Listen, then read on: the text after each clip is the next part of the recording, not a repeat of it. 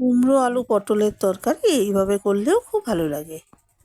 সাদা তেলে একটু নুন আর হলুদ মিশিয়ে নিয়েছি। এবার এই সেদ্ধ করা আলুগুলো দিয়ে দিয়েছি।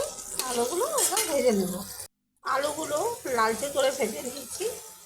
এবার এখানে কুমড়ো আর পটলে নুন হলুদ মাখিয়ে রেখেছি। এবার প্রথমে পটলগুলো এতে দিয়ে ভেজে নেব। এবার নুন হলুদ মাখানো পটলগুলো দিয়ে দিয়েছি, আবার ঢাকা দিয়ে ভেজে নেব।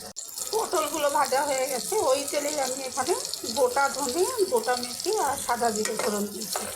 এবার এই ফোড়নটা আমি একটু ভেজে নিচ্ছি।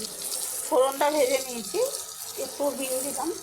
এবার এখানে যোগ করেছি হলুদ গুঁড়ো, শুকনো লঙ্কার গুঁড়ো, একটু বেশি করে ধনে গুঁড়ো আর জিরের গুঁড়ো। আর এই জলটা এটা আলু, এই পটল আর কুমড়োতে যে নুন হলুদ মাখিয়ে রেখেছিলাম, যে জলটা বেরিয়েছিল সেই জল।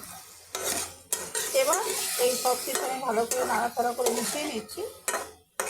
মিশিয়ে নিয়ে ঢাকা দিয়ে একটু মশলাটা কষিয়ে নেব।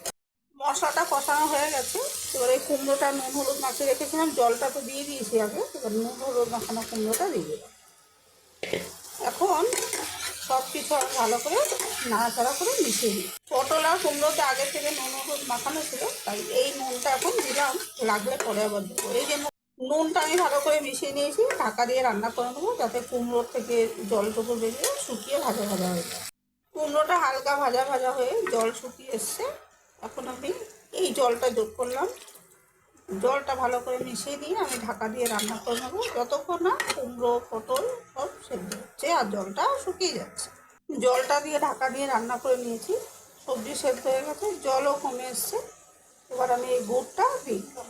কুমড়োটা মিষ্টি হলেও একটু মিষ্টি স্বাদের জন্য আমি একটু গুড় দিলাম, চিনি দিই না আমি।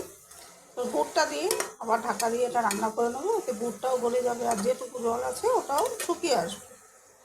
গুড়টা দিয়ে ঢাকা দিয়ে রান্না করে নিয়েছি, গুড়টা গলে গেছে। এবার একটু আটা আমি মানে আটাটা আমি ভালো করে মিশিয়ে নিচ্ছি। আমি আটাটা গুলে ব্যবহার করি না, আমার এটাই সুবিধা হয়, তাড়াতাড়ি হয়ে যায়। যদি কেউ রেসিপিটি ট্রাই করেন আটাটা বাধ্য দিতে পারেন। কিছু কুমড়ো আমি ভেঙে দিয়েছি। আমি এই তরকারিতে আর ঘি দিচ্ছি না, ঘি দিলেও হয়। আর এবার একটা ভাজা মশলা যোগ করছি। এখানে আছে ধনে, জিরে, মেথি আর রাঁধুনি শুকনো কড়াইতে ভেজে গুঁড়ো করে, এই মশলাটা আমি মিশিয়ে দিচ্ছি।